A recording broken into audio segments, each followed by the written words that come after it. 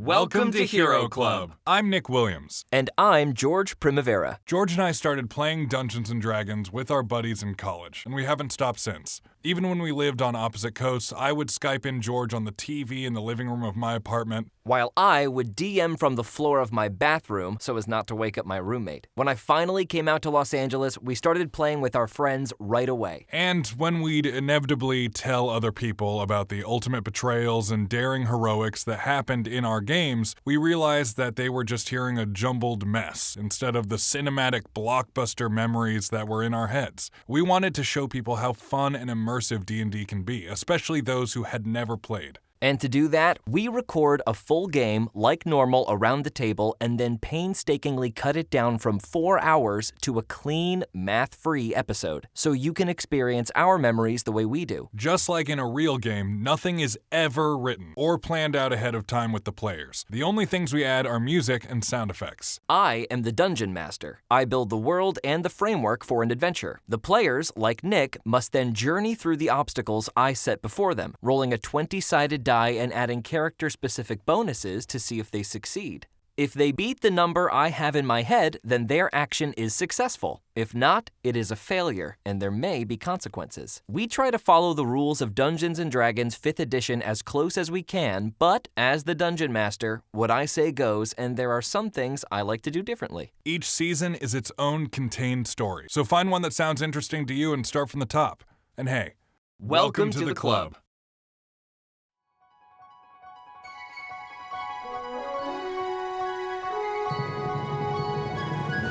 Hero Club presents The City of Mirrors, Volume 1, Prologue.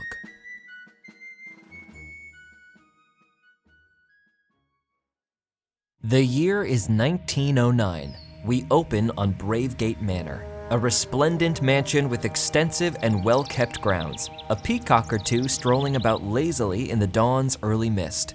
Bravegate Manor lies just outside of London, just a short carriage ride from the city. Inside the manor, the proprietor is delivering a rousing speech. Each person among you here has elected to grab cruel fate by the horns. Look her right in the eye and say, "I'm not waiting around, you harpy. What have you in store for me?" You embark upon the daunting and formidable journey of a lifetime, and for this I commend and congratulate you. For I dare say, the great and nigh insurmountable task is all in the getting going. We are underway. Congratulations. How was that? Very good, sir. I think that will convince them. Well, if they've all shown up, Nickelback, they won't need convincing, hopefully. Theobald Daringcroft is half-dressed and holding up a carved scrimshaw walrus tusk as a mock drink glass for the speech he's been practicing in front of his full-length mirror. He turns to his butler and lifelong friend Nickelback. "Say, old chap, what time is it anyway?" Approaching 7 in the morning, sir. Our appointment with Lady Maywater draws near. Oh, good heavens! His pants and shoes forgotten, Theobald heads for the door. Sir, your pants and shoes! Yes, quite right. Cutting to just a few minutes later, Theobald's butler, Nickelback, swings open the massive front door, allowing Theobald to be the first down the steps. Your carriage is waiting, sir. Theobald looks much more stately than he did moments ago. He is dressed in a full morning suit, accessorized with a top hat, as well as his walking stick and monocle, which he never goes anywhere without. His bushy white sideburns meet in the middle at his mustache. Nickelback hops up into the carriage's driver's seat. He is wearing a very similar outfit to Theobald, though a little bit more subdued and without the hat. His fraying white hair wisps in the breeze as the carriage takes off down a cobblestone road, and the old butler strokes his long chin strap, calling back out to Theobald. We should be right on time, sir. Smashing, Nickelback. The ride passes quickly, Bravegate Manor's proximity to the city paying off, and soon Nickelback is pulling the carriage off to the side, the two horses pulling the carriage stepping in a river of sewage. Nickelback hops off onto the sidewalk, retrieves a wooden plank from the back of the carriage, and lays it out on the door, creating a pathway Theobald can use to avoid the scum of the street. Thank you, Nickelback. Traveled all over the world and fought all manner of men, and yet I'm not quite sure what I'm going to say to her. Well, sir, though my experience is limited, I would posit the best way to start would be to remind her that she is essential to the task at hand, and that the payoff will be astronomical, as you said in your speech.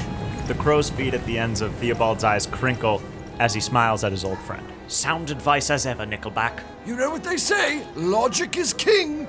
Well, hop to. Theobald rings the doorbell. The Maywater building in the center of London is somehow far cleaner than all of the surrounding stone obelisks. The building shines a brilliant, faded white, which appears bright as the shining sun compared to the scum-covered sidewalks and roads. A heavy golden door gives way to a dark and dusty interior. Shadows dominate the austere and empty foyer, a cobweb or two just beginning to form on the chandeliers and sconces. Every piece of furniture appears to be covered by a large tarp. Hello? Anyone there? No response. Theobald tentatively pushes the door open with his walking stick and heads inside. Would you like me to accompany you, sir, or shall I watch the carriage? If she's here, Nickelback, I think it might be best that I go in alone. Righto! Good man. Theobald's footsteps echo on a stone floor as he wanders further and further into the dark house. Straining his ears, Theobald, roll a perception check. 16. Theobald, you can hear the faint sounds of a fireplace burning deeper inside the house. Theobald makes his way towards the sound.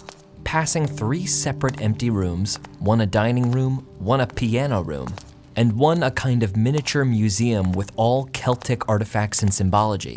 He finally reaches a massive living room with an enormous fireplace, a mantel about 15 feet wide, and ceilings at least 40 feet high, an enormous diamond crystal chandelier glowing in the very dim light. Below the chandelier, Tabitha Elizabeth Maywater sits pensively in an ornately decorated chair. Reading glasses sit low on her nose as she reads a handwritten leather-bound book. Her once fiery red hair has tamed itself in her 61 years, slowly transitioning to gray.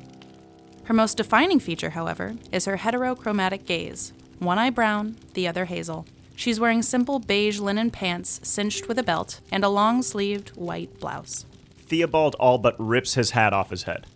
I never liked this house. It was always too grand and ornate for me, but James always liked it as a nice representation of everything we'd done. It does pain me to sell it, though. Although you always liked the flashy, didn't you? a little bit of a drizzle begins to smack against the massive window panes. Well, yes, but then again, I always knew whose achievements they really were. I suppose. How are you, Tabitha? You look well? Oh, please, darling, call me Tabby. No one's called me Tabitha in years. Never you. You know, I'd just as soon call you Your Majesty. I read James's obituary. My condolences. I hope they don't come too late. An enormous portrait of James Maywater hangs above the fireplace, illuminated by the flickering light. Oh, no, it's never too late, darling, although I was a bit surprised I never heard from you before. Us being so friendly and all. Well, I would never want to be guilty of impropriety. I reached out to you, Tabby, because, well, have you been keeping busy? Tabitha closes the book in her lap. Well, as a recently widowed widow, I find myself being busy grieving and, well, not being busy enough. Why? And a slight grin appears on her face. That sounds positively awful, and that's exactly why I've come. You see, I'm preparing my next expedition, and since, Tabby, you've come into a great deal of free time, I was wondering if you would like to sign on as my linguist. Oh? Of course, I've always been well aware of your expertise in several languages, and of course you can handle yourself. I've seen that over the years. And you know what? If you don't want to come, I understand.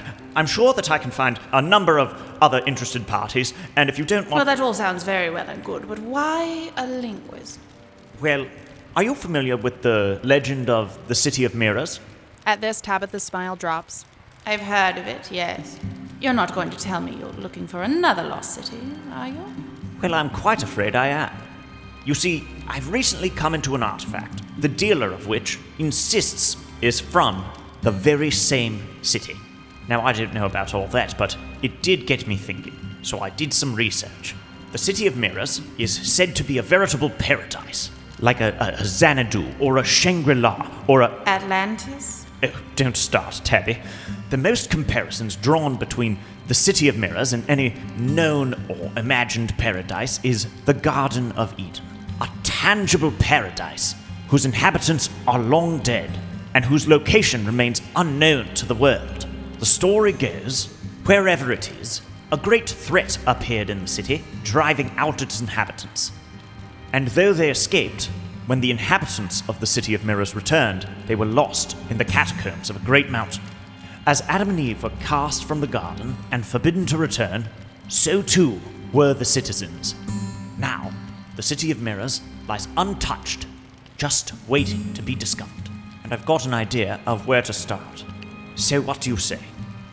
You're telling me you found an old piece of rock that's somehow given you the idea that you've found the original land of temptation itself, and plan on going there and exposing it? Yes, quite. From a shadowy corner of the room, a massive hairy paw pads down onto the tile, and a deep black panther emerges from the shadow, followed by an equally large spotted jaguar. Both big cats creep over to Tabitha, the black panther resting on its long haunches in a seated position, while the leopard curls up and rolls onto its back at Tabitha's feet. Boys! Rembrandt, Michelangelo, it's so good to see you! Theobald falls to his knees and commences giving the jaguar belly rubs. Who's a good lad? Oh, there we are, yes. Roll an animal handling check. 14. The jaguar allows Theobald to pet it for a moment, and then hisses once it's had enough. Theobald pulls his hand away. Ah, yes, righto. Theo, are you absolutely sure you'd like to go through with this? You almost ruined your career once. This, if it were to go south, would absolutely put it in the ground. Your name would be tarnished, and I know how much that means to you. A little more dirt on muddy shoes does not much of a difference make. Atlantis was a disaster, and so too may be the City of Mirrors. But therein lies the beauty of a grand adventure. One is never sure. If you decide to come, I'll see you on New Year's Eve at Bravegate Manor. Tabitha is lazily petting Rembrandt. Well, this is certainly quite a lot for me to think about, Theo. I think I'll have to take my time getting you an answer. But, and she looks meaningfully at him, it has been so good to see you. You look good. Theobald's walrus mustache and mutton chops do a bad job of hiding the fact that he's blushing. I feel the same. Good day. Boys, Theobald turns and makes his way out of the big empty house, putting his hat back on. The jaguar and the panther watch Theobald exit the house with an unblinking gaze. And then Theobald is back out on the city streets of London, where Nickelback waits ready with an umbrella. How did it go, sir? Can we expect Lady Maywater for New Year's? It was absolutely terrifying, Nickelback, and I'm unsure about New Year's Eve. I'd give it a 50-50 chance. Very good. I suppose that's the best you could hope for, given the circumstances. Quite right, old boy. Where to next, sir? The land of opportunity, Nickelback. And they begin clattering down the cobblestone path. It's a month later in Montana, and we see the exact same carriage trundling down a dusty path as dust whips around it in a cyclone. Nickelback is wearing a massive bandana wrapped around the bottom half of his face and thick goggles, while Theobald sips a little bit of tea within. Finally, as the carriage exits the desert and the terrain becomes a bit more grassy and plains-like, Nickelback pulls the carriage over in a 7-house town. Several dusty-looking miners glaring at the carriage in an overtly angry fashion. We have arrived in Montana, sir.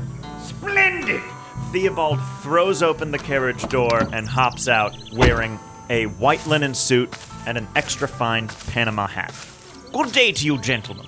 Roll a persuasion check with disadvantage. 23. Most of the miners look furious at being addressed, but one stands up rather enthusiastically. Well, hi there. You dudes new to town? Yes, we're just neighbors visiting from across the pond. Could one of you fine gold hunting prospectives point me in the direction of the flight show featuring the unbreakable Bones Mahoney? Yes, sir, I could take you there. It's just on the other side of the hill there. Nickelback, not having heard this interaction, suddenly jumps in between Theobald and the dirty prospector. Back!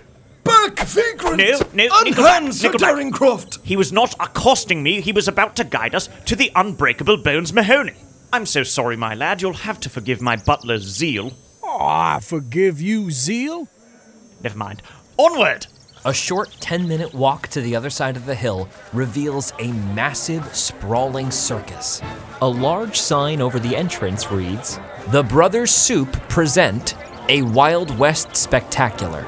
Soup is spelled correctly, S-O-U-P. Traveling through the circus, which is surprisingly heavily populated, Theobald and Nickelback, with the help of their new prospector friend, finally reach what they're looking for.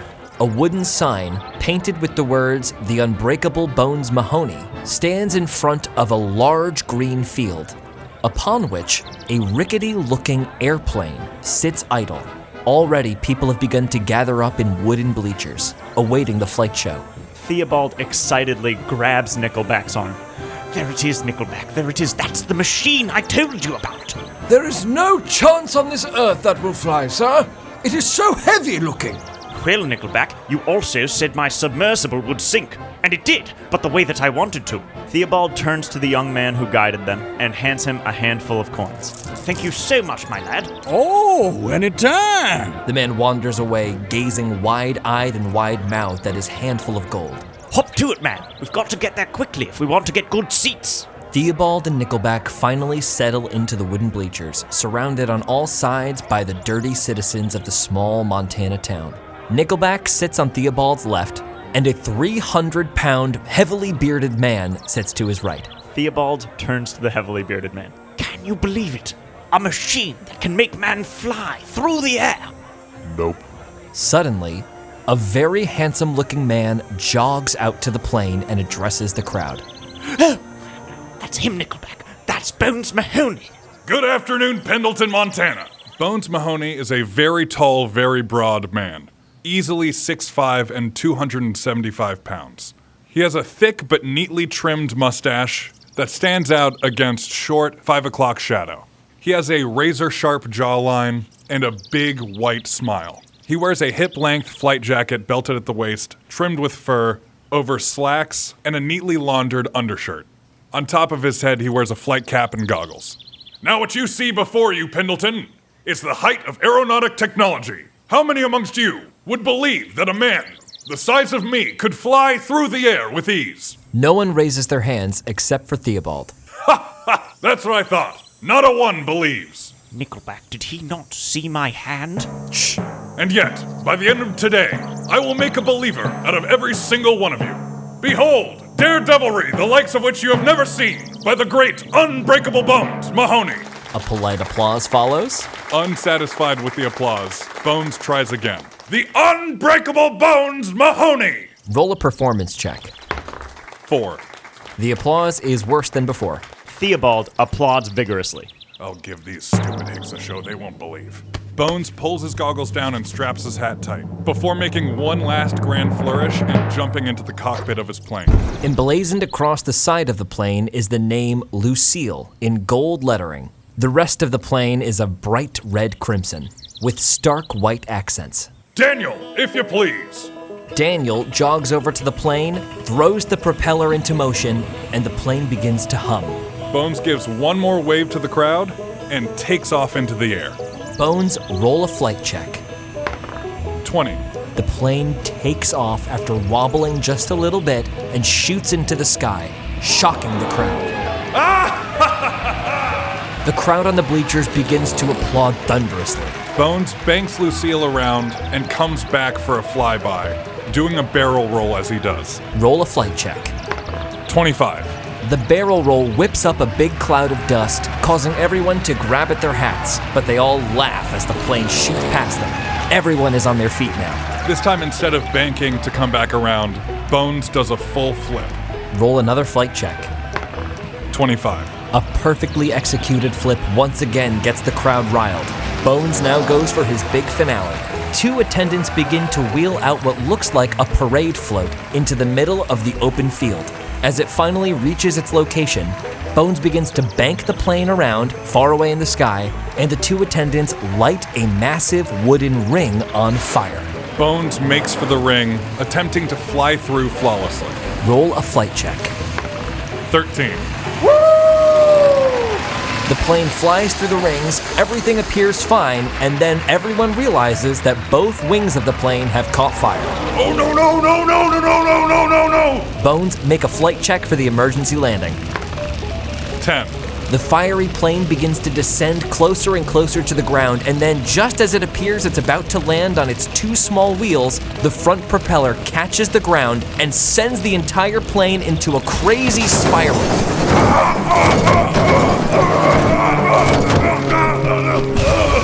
The plane then smashes into the ground and a plume of fire rises into the sky. Bones takes 32 damage, bringing him down to 43 points of health. His arm is bent at a funny angle. Bones attempts to drag himself with one arm out of the wreckage of Lucille in order to keep the show going. He stands up feebly and waves to the crowd with his good hand. Somehow, the plane behind him explodes. Oh, no. God damn it! Theobald rockets to his feet in thunderous one-man applause. The rest of the crowd is shocked in open-mouth horror. Yes! Bravo! Good show, sir! Good show! Later in the evening, Bones is sat up at a bar, a few whiskeys deep and his arm in a sling, when Theobald and Nickelback come busting through the swinging doors. I've spotted him, sir! Barkeep, another round for that man there. Suddenly, there is another whiskey in front of Bones Mahoney. Bones turns, revealing a completely swollen shut black eye. And who do I have to thank for this? Oh, as I live and breathe. Bones Mahoney, it's really you. Theobald jabs a hand forward, posting up for a handshake. Well, any man who will buy me a drink is a friend of mine. Hi, nice to meet you. My name's Roy Mahoney. Theobald Daringcroft, sir. I have read all about you. I have traveled all the way from London, England, to see you perform your daring and impossible feats, and let me tell you, sir, you did not disappoint. Splendid stuff, really fantastic work. Already the idea for my own version of just such a machine is ruminating within my skull. Oh, well, I don't know about that. Had a bit of a crazy finale. Yes, that was by far my favorite part. Well, I'm glad someone liked it, because I might be out of a job. That actually brings me to my second point. Are you saying you're hiring? Because I'm not just a pilot. I'm a daredevil, a bare-knuckle boxer, a personal bodyguard, a chauffeur, and several other things that I can't put down on a business card, if you know what I'm saying. For legal reasons, of course. Ha ha ha! Splendid! Splendid! You're just the man I'm looking for, Mahoney. Please, call me Bones. The doors suddenly burst open. There's a 5'7" shadow that is silhouetted in the doorway. Where's Roy Mahoney? He is right here, but I'm afraid you'll have to wait your turn, my man. Bones Mahoney, you owe me some money. Travis, I'll tell you what I told you in Wyoming. I'll pay you back when I get the scratch. Now buzz off, Pug Ugly. Can't you see I'm trying to get blotto here? Oh, Mahoney. Always a guess. Well, I'll tell you something, Bones. They didn't make me the Lobster Boy, the Soup Brothers Western Show Spectacular for doing nothing. I get what's mine. And that money is mine. Travis the Lobster Boy raises a massive and gnarled hand, far too large for his stemmy forearms. His teeth go at all different angles, and both of his eyes look in completely different directions, though one of them has settled on Bones. I can think of a couple other reasons you were given the title. Doc, you'll have to excuse me for a second here. Oh, no, I'm not a doctor. Bones slams back his whiskey, puts it on the bar, and gently pushes Theobald aside, approaching Lobster Boy. Well, Travis, I know you're a betting man, and I hate to point out the odds, but I don't feel very good about punching someone so small and weak. Do you feel better about punching him? Behind Travis appears what looks like a tower of hair, 7 feet tall, with just 2 black beady eyes pointing out from massive furrowed brows. Oh, come. Now why involve David the Wolfman? David owes me too, but less. Sorry, Bones. David, you know he cheats. Why are you doing this? Come on. Don't listen to him, David. Get him. All right. Now, gentlemen, I'm sure we can all come to some sort of agreement. And David launches himself at Bones. First, David the Wolfman attempts to pick Bones up. 12. 22. David easily lifts Bones up into the air and throws him over the bar counter. Bones takes 10 damage, bringing him down to 33 points of health. Bones shucks off his sling, stretches his arms back and forth, and digs deep, gaining resistance to all bludgeoning damage, and vaults over the bar, swinging twice at David. 12. Miss. 24. Hit. And he takes 8 damage. David blocks one of Bones' incoming fists. But then the right hook catches him square in the hairy jaw. Suddenly, Bones feels something grab at his ankles. It's me, Travis the Lobster Boy. Got your legs! Roll a grapple check. 18. 13. Bones kicks him off. Hey, get out of there. Suddenly, David the Werewolf Man barrels into Bones' middle, shoving him back into the bar counter. But Bones is able to slow the impact on the counter, taking no damage. Bones cocks his fist back and punches down at the back of David's head twice. 17, 25. 2 hits. And he continues punching, giving him the old 1-2. 15, 17. 2 more hits. And 1 more. 21. 50 damage. Describe it. After bashing David's head twice, Bones grabs the top of his furry hair, pulls him in front of him, and swings 2 strong fists across his face before throwing 1 strong uppercut underneath his chin, knocking him out cold on the ground.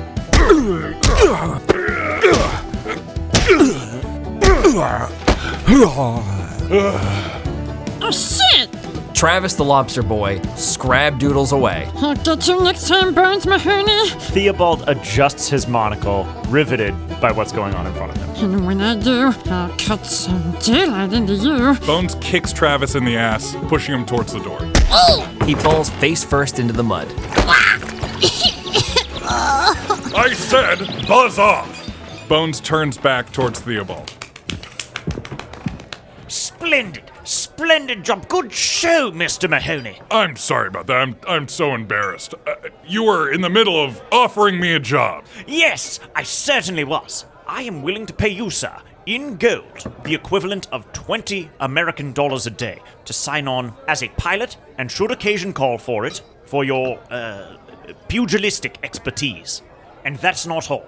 Obviously, you'll need an advance to repair and improve your machine. If you accept, sir, I shall administer that advance now, and you will meet me at Bravegate Manor in London, England, on New Year's Eve of this year.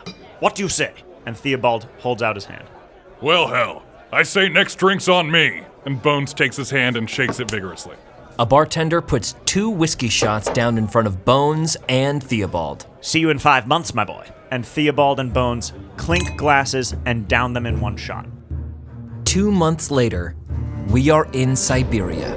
Theobald and Nickelback both are wrapped up in massive coats and trekking up a completely snow-covered hill, each of them wearing tennis racket-like snowshoes. The Siberian wilderness is harsh, and the wind blows at least 40 miles an hour, causing both Theobald and Nickelback to lean forward a bit to counteract the wind's push. Sir, I believe we're approaching the destination on the map. Yes, Nickelback. I do believe we are. It should be just over this ridge. Nickelback, through a pair of thick goggles, holds up a large piece of parchment, turns it upside down again. Yes, just past the tree line. As the two crest the ridge, Theobald whips out a large machete, clears the brush, and suddenly sees a small wooden cabin nestled in a white and green valley. Theobald unslings his elephant rifle from his shoulder and, leaving the barrel cover on, looks down through the scope at the structure. There are no lights on in the house. A little bit of smoke rises from the chimney, but it's a meager amount. The fresh snow has also obscured any possible footprints that may have been left around the domicile. Honestly, I wouldn't put it past our man to be home sitting in the dark. He is peculiar that way, sir. Well, only one way to find out. Onward to glory, Nickelback! Yes, sir. Theobald starts down the hill. Make a perception check. 12. Sir, wait! Theobald suddenly steps on a metal pad that descends into the ground, and then spiked metal rings emerge from the snow. Theobald has stepped on a bear trap. Roll a dexterity save. 19. 2 spikes penetrate his left boot. He takes 8 damage, bringing him down to 52 points of health. Damn. One moment, sir. Nickelback goes to his knees and begins to pry the trap apart. Terribly sorry, Nickelback. I didn't think we'd have to worry about the traps this far out from the building. Could you help me with this, sir? Theobald bends down to help Nickelback open the trap. With both men's combined effort, the trap is loosed and reset. Right, now, onward to glory. Theobald continues down the hill, this time making sure to keep an eye out for traps. Roll another perception check. 24. This time, Theobald, as you begin to trek down the hillside, something catches your eye. A white string that is wrapped around one tree trunk and goes to the next. And then is wrapped around that trunk and goes to the next, and the next, and the next. And you realize that there appears to be a tripwire along the entire circumference of the valley. Looking up the trees, you see that just a little bit of the bark looks bulbous and like it doesn't quite belong. Sir, what is this? Theobald examines the bulbous sections of the bark more closely. Roll an investigation check. 26. Peeling back just a little bit of thin paper mache, you see an intricate explosive device attached to the tree. Looking along the edge of the valley, you see similar bulbous things on each tree trunk. Delightful. Shall we disable this trap, sir? Yes, Nickelback, we shall. Lifting up the paper mache, Nickelback points out 2 wires. If we cut these 2 very carefully, it should disable the entire apparatus. Theobald cuts the 2 wires. Roll a dexterity check. 12. The first wire is cut, but then you hear a subtle ticking noise. Nickelback, when it comes to ordnance, ticking is bad, correct? Oh, very much so, sir, yes. Good thing it's not ticking. I thought so. It is ticking. Run! Run! What? Oh! Theobald steps over the wire and begins running down the hill. Roll a perception check. 25.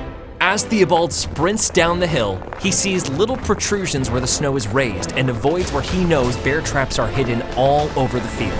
Nickelback follows his path. Sir, if it hasn't exploded by now, I don't think... The entire circumference of the valley is suddenly lit up in a glorious explosion of fire, wood, and snow. No! No, I said! Both men fall in a heap at the doorstep. Well, I suppose that is the reason we came all this way. From inside the house, you hear... The sweet sound of music to my ears! The big boom! Grigori, I finally got you, you fucking mutt! The door explodes open, and Theobald and Nickelback see... Vanya Baranov is a severe man, stout, and burdened with just how brilliant he is. Standing at 5'4" and 230 pounds, completely bald with a giant bushy beard. He has tattoos on his knuckles, a tattoo of a ram on his chest, and a tattoo of 3 jasmine flowers that snake up his neck to his left cheek. Theo, is that you? What are you doing here? Theobald, still prone, claps a hand down on Vanya's boot. Vanya, old boy, как твое дело? Vanya, wild-eyed, drags Theobald to his feet and slams him up against his cabin. Theo, your Russian has always been terrible. Wolves. Did you see any wolves? Nickelback struggles to his feet. Good day, Mr. Baranov. No wolves, though Sir Theobald did have me collect the scat of a Kamchatka brown bear. Nickelback pulls out a cheesecloth bag with a big chunk of bear excrement inside of it. That is mine now. Good fuel for fire. Get in quick, before they come. Theobald, Nickelback, and Vanya retreat into the cabin. The inside of the cabin is frankly unfriendly. As they enter, Vanya reaches up into the ceiling, holding his hand out for Theobald and Nickelback to wait, unscrews a little capsule, and pulls out a blasting cap, then reattaching the little fixture. He then allows Theobald and Nickelback to make themselves comfortable in some stark wooden chairs, which are essentially the only hints that anyone even lives here. A bedroll is stacked in the corner of the room, and a very small fire in the fireplace burns low and slow. An enormous cast iron pot, bubbling with an unknown liquid. Theo, we do not have much time. The noise that you just caused will surely attract them here. So tell me now why you have come and how you found me. Well, old chap, I am once again in need of your services. This I like. I need out of here. I've been so very lonely. I think, Theo, I have gone a little crazy. What? Crazy? You? I would never hear of it. Do not patronize me. Oh, well, it was not my intent, dear Vanya. And in addition to the bear scat, we have brought you a gift. Nickelback? Nickelback reaches into his enormous backpack and pulls out a bottle of vodka. All of the tension in Vanya's face washes away, and the moments before seem to be completely forgotten. Theo! Right. Here, I will drink from the bottle, and then I will pour it into your mouth, and we will just have a night of it. We can play a game that I invented, Ex-Wife's Gambit. Vanya points to a deck of cards that have been crudely drawn on that make the normal suits of cards into crazy combinations, such as the 27 of hearts and the 42 of spades. Nothing would please me more, old boy. Theobald takes a seat. A few drinks are passed around, heavy swigs taken from the bottle of vodka. Oh, Dermo! You know, I almost had him 3 years ago. Theo, I almost had him. You don't mean Rasputin? Saknis! That name is not uttered here. However did he escape you, Vanya? They say he is unkillable. It is like one of those bullshit stories you are always going on about, like Atlantis. It's not magic. He must have something. His science. It thwarts me still. I will kill him dead. Are you speaking of Grigory Rasputin? Saknis! Why would you want to kill Grigory Rasputin? Nickelback, have I never told you? Vanya's eyes go dead as he has a 1,000-yard stare to the corner of the room, and he's almost unresponsive. Vanya, old boy, would you mind if I brought Nickelback up to speed? After getting no response, Theobald turns back to Nickelback. Vanya here has been married 3 times. And 3 times he has been made to play the part of the cuckold by none other than Rasputin? Vanya shakes off his stupor and stands up, lighting a match, and lets it burn down to his fingertips. I have not met a wall yet that I haven't blown up. No wall can thwart Vanya Baranov. I realized something in the 3 years I've been here, after he banished me here. He is a wall, and Vanya Baranov will blow right through him. So, what am I blowing up next? Every wall that I explode is one more closer to that pista! Well, Vanya, old boy, it actually has something to do with one of those, how did you put it, bullshit stories of mine. I'm sure you remember some annoying prattle coming from me about the City of Mirrors. Yes, that one was very funny, that the Bible was wrong and Adam and Eve is not a thing, or it was, but they were ancient civilization people. You're very crazy, Theo. Yes, I know, but I hope you'll humor an old man and sign on once again as my demolitions expert. I'll of course pay you your usual fee, along with an advance to take care of any expenses or preparation you might need to see to. But if you accept, come to Bravegate Manor in London on New Year's Eve. Right, Theo. As you can see, I am in exile, so if you have a way out of this place, you can hold on to that advance yourself. But I doubt you do, because I'm dreaming. We do! What? Don't worry about it, Nickelback. You're not dreaming. I'm really here, Vanya. Oh, okay. You have a way out of this white hell? We do have a way out. There's a bobsled station 25 miles south of here.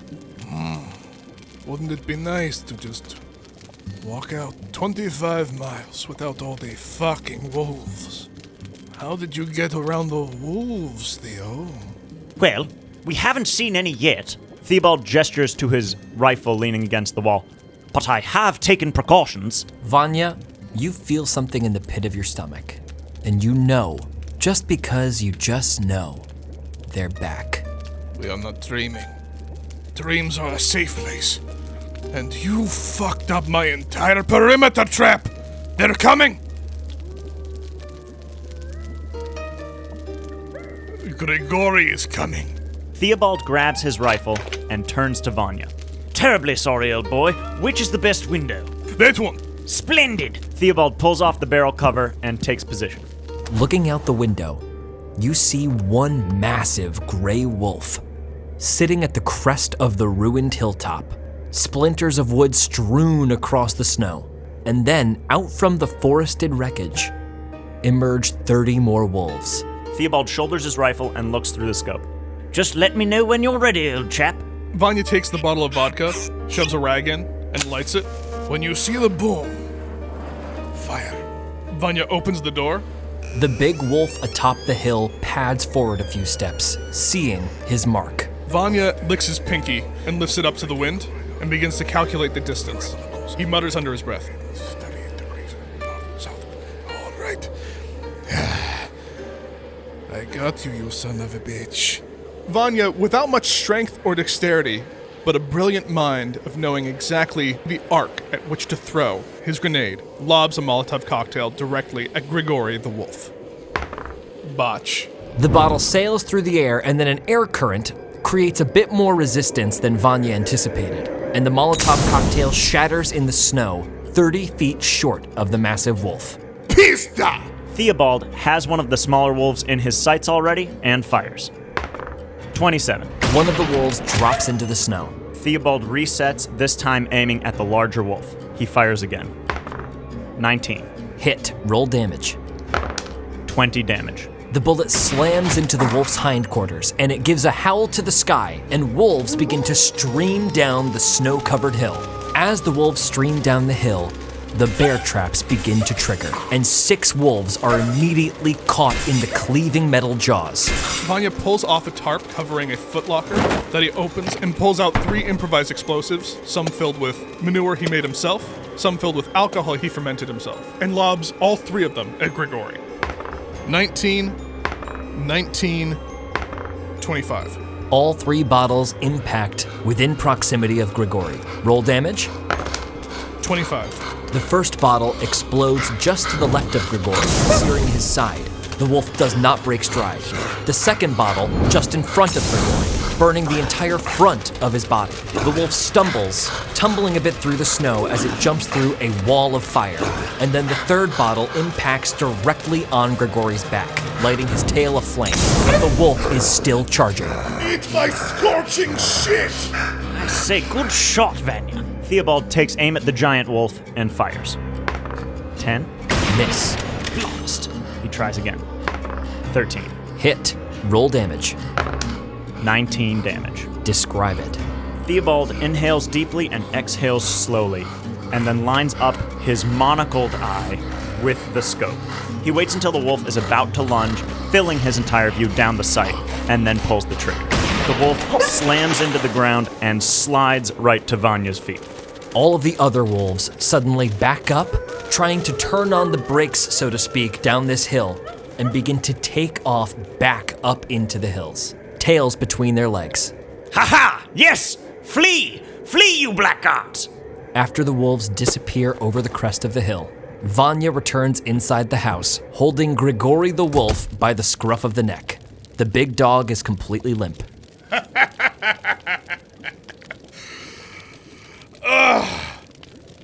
New hat! Back in London, there's quite a chill in the air as October is nearing its end. Bravegate Manor stands starkly against a deep forest at the edge of the extensive grounds. The sun is just beginning to set, and while a few sparse guards are making their patrols, we see a small figure suddenly flit out from underneath a bush and across the small clearing. As we follow the flitting shadow, we finally see, illuminated by one of the few remaining streaks of sunlight, Jade Pickett. Jade Pickett is a lithe, dark-haired girl with a wicked grin and a wild spirit. She defies the times by wearing trousers and work boots. Far be it from anyone to question her fashion choice, lest they leave the conversation without an extremity. Jade, make a stealth check. 15. 2 guards begin to approach Jade's location. As they draw nearer and nearer, Jade is able to hide herself, and the 2 guards pass, nonchalantly continuing their conversation.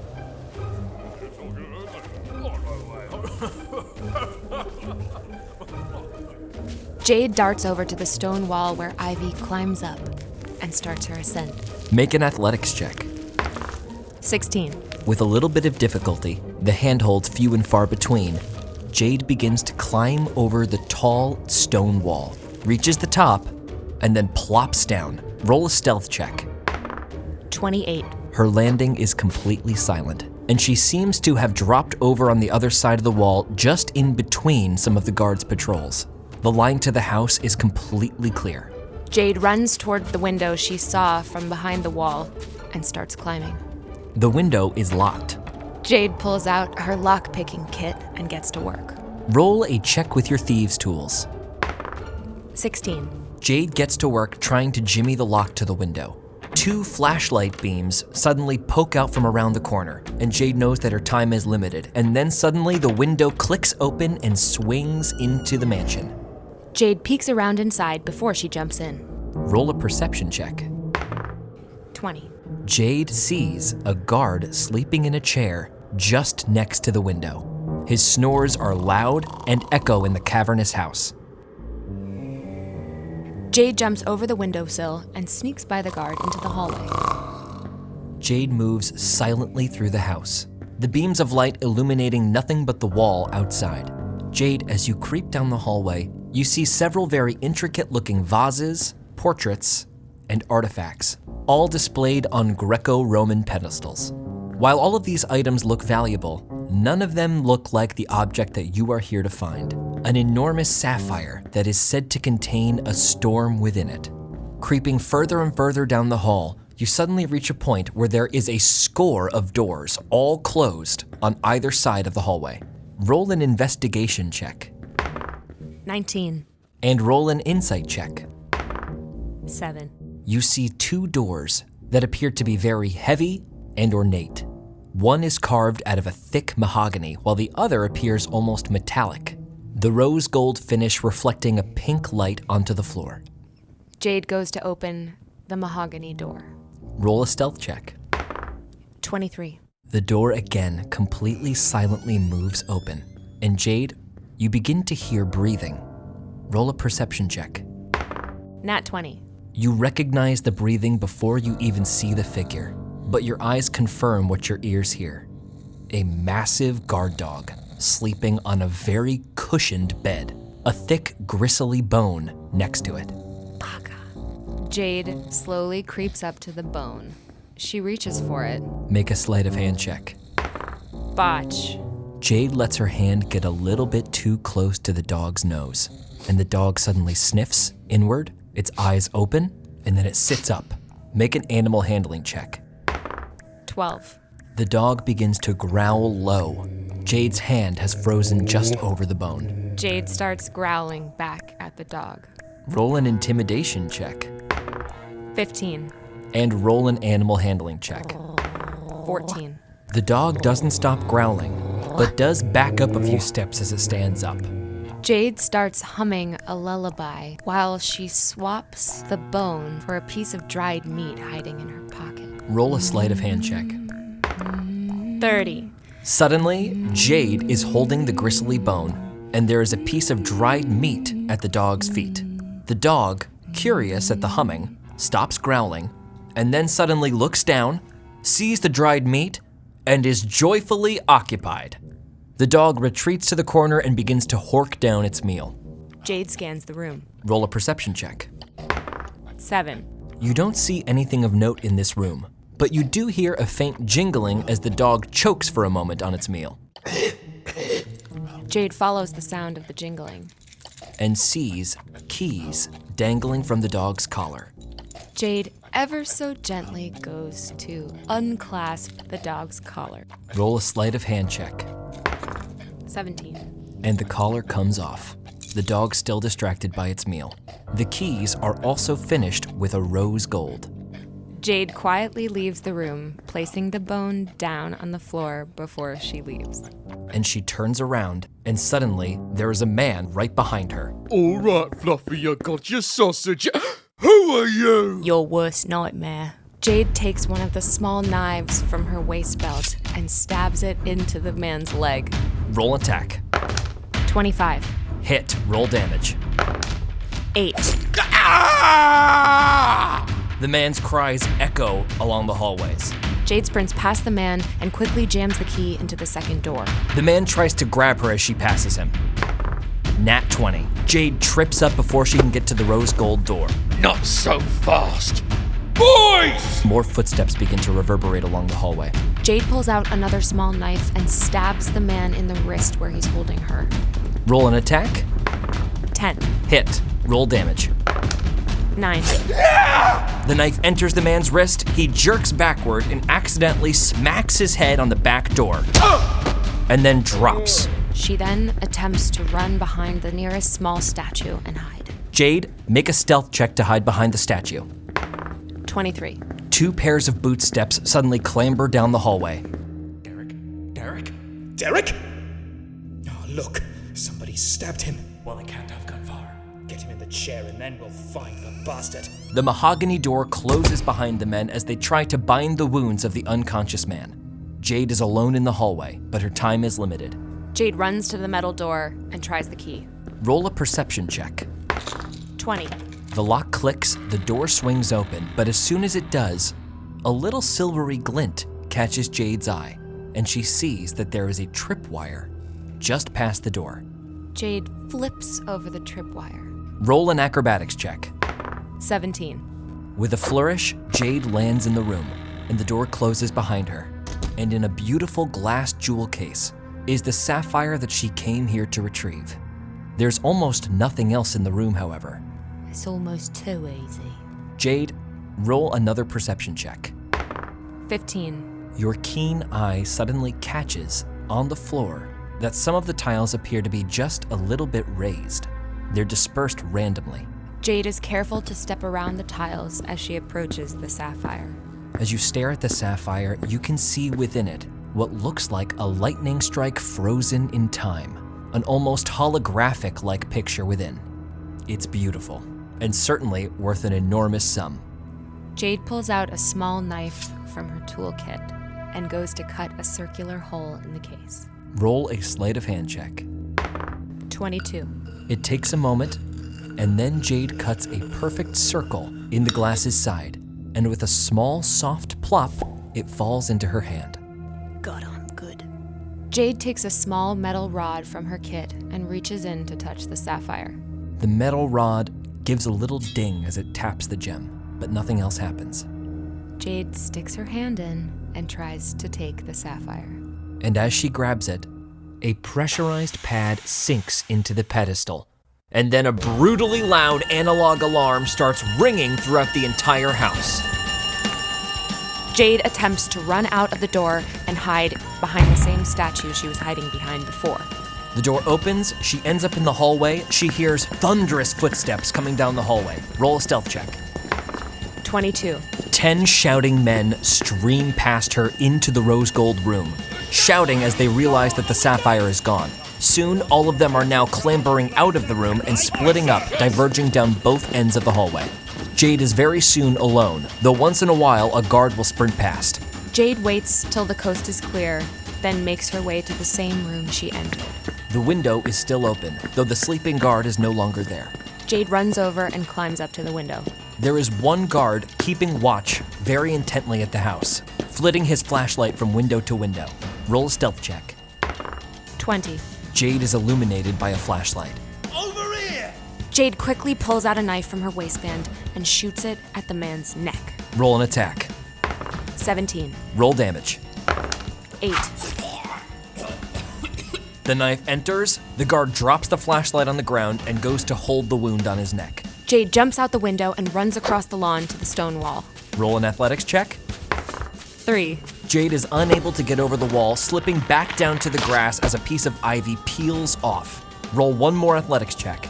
The flashlights are approaching. 5. And suddenly, there are flashlights all around. Jade unwraps the grappling hook from around her torso and throws it to the top of the stone wall. 27. The grappling hook latches into place. Roll an acrobatics check. 15. And Jade shuttles up the stone wall's face. However, a couple of shots are fired as she makes her way over. 3 bullets impact on the top of the stone wall, and then suddenly, Jade disappears over it and vanishes into the forest. And that's how it's done. An hour later, Jade returns home. Jade saunters into her East London flat, drops her keys and grappling hook at the door. She tosses the sapphire in her hand a couple times, and then places it in a little dish alongside several other large, precious stones. Around the dingy flat are a multitude of dusty artifacts. On each wall is a painting that looks like it should be hanging in the Louvre, likely because previously some of them had been. All of this is juxtaposed by several mice that clamber over an ancient Chinese statue, fighting over a few scraps. And then suddenly, in the corner of the room, you hear, "Splendid job. Truly impressive, Miss Pickitt." Without a moment's hesitation, Jade throws one of her knives at the sound. roll an attack with disadvantage. 8. The knife impacts on the back of a very nice chair, in which is sitting Theobald Daringcroft. Theobald doesn't even move his head, the knife barely taking off the tip of a hair on his mustache. Oh my! Suddenly, there's a shaking of porcelain, and out of the kitchen emerges Nickelback, with a tray of tea at the ready. I've prepared the tea, sir. Ah, yes. I hope you don't mind, Miss Pickitt. I had Nickelback take the liberty of preparing tea. Don't worry, it's all my own personal china. Nickelback goes to Jade. Your Earl Grey had dried out, so I used my own. Right. Who are you? Yes, of course, how rude of me. My name is Theobald Cedric Plimpton Daringcroft, and you've just robbed my home. Oh, I see. Sorry about that. No, don't be sorry, not at all. Quite the contrary. It was all a devious ruse of my own design. I am in the market for an individual with your particular skill set. So I had my man Nickelback here leak a tip into London's criminal underworld. I thought, what better way to interview a thief than by practical exam? And by Jove, 8th time's the charm. You're the only applicant to pass the test, Miss Pickitt. Please, have a seat. Make yourself at home. It is your flat, after all. You sure you're not a bottling stopper? What? A copper? No, it's made of porcelain. Oh, no, I assure you, I am not a constable. Oh, Cockney rhyming slang. Very good. Although, Miss Pickitt, I do wield a great deal of influence. It is my understanding that you have how do I put this, a middling to sizable resume as a criminal. Well, that's all hearsay, isn't it? Well, my dear, it quite is not. It is, in fact, a matter of public record. Right. I'll hear what you have to say. Jade plops down in the other chair. Well, yes, the first part of my offer is to, through said influence, have that record expunged. Expunged? Forgive me, wiped clean. Right. Well, that was the first part. The second part is that I am offering you a chance at glory and adventure and glorious riches beyond your wildest imaginations. All its own reward in and of itself. But in addition, I will pay you an exorbitant sum and provide for you an avenue with which to offload all of your current inventory. Sounds pretty good to me. What's the job? What are we stealing? Not stealing, finding, discovering. I am on the search for the legendary City of Mirrors.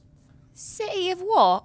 A legendary paradise, a land of plenty, the whereabouts of which remain unknown. But if it really does exist, it is sure to hold untold treasures, all behind locks, deadly traps, and failsafes. And if you can break into my manor, then I have every confidence that you are the best person for the job. Sounds pretty tempting. Who else you got? Well, the rest of the team is assembled. I've got an American cowboy pilot, a brash Russian demolitions expert, and a linguist of high renown and pedigree. You are the missing cog to this unstoppable machine. Well, count me in, long as none of you try any funny business. Wouldn't dream of it, Ms. Pickett. Theobald reaches his hand out to shake her hand. Oh, a gentleman. Jade spits into her palm and shakes his hand. Charming. You do me too much kindness. Come to Bravegate Manor on New Year's Eve. You can come through the front door this time. Right. And, I guess you'll be wanting this back. She goes over and picks up the sapphire. Theobald puts up his hand for her to toss it to him. Jade fakes him out once, and then tosses him the sapphire. Ha! Too much fun! Good evening, Miss Pickett. Theobald doffs his hat and exits the apartment. Nickelback? Nickelback emerges from the kitchen with a full pot of tea. No tea, then. Nickelback, was it? Leave the china. Sir? Well, we've countless spares at home. Yes, give it to her as a gift. But, sir, this is your mother's china from India. If she could see you giving it to a vagrant like this. Oi! Who are you calling a vagrant? Miss Pickett, do observe your own situation. Well, I never. Nickelback, please, that is no way to treat a new employee. But I'm afraid you are right about the china. Miss Pickett, I shall send you a replica post-haste. Come, Nickelback! And Theobald walks out of the apartment. Theobald and Nickelback leave Jade in her flat. And on the dark streets of London, Nickelback opens the door to the carriage for his employer. I don't much like that one, sir, but I must say, from a wide view, the crew is looking quite promising. Indeed, Nickelback. I dare say this is my favorite part.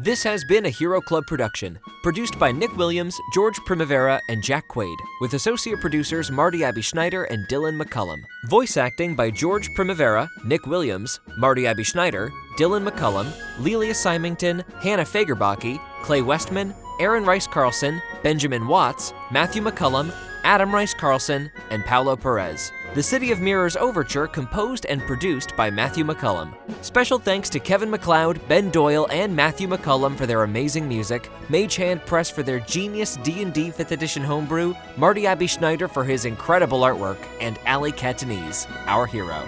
Follow us on Instagram at Hero Club Podcast, on Twitter at Hero Club Pod, and check out our website, heroclubpodcast.com. Thanks for listening, and welcome to the club.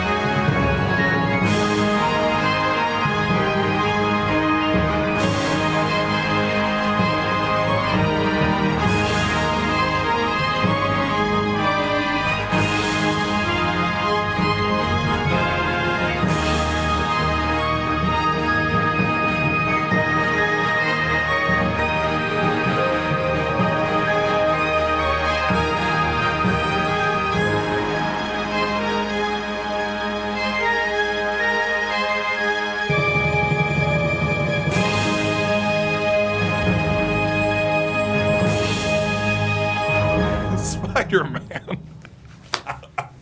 Spider-Man. Yeah, do it again. I laughed through it. I'm sorry. Spider-Man. Go. Spider-Man.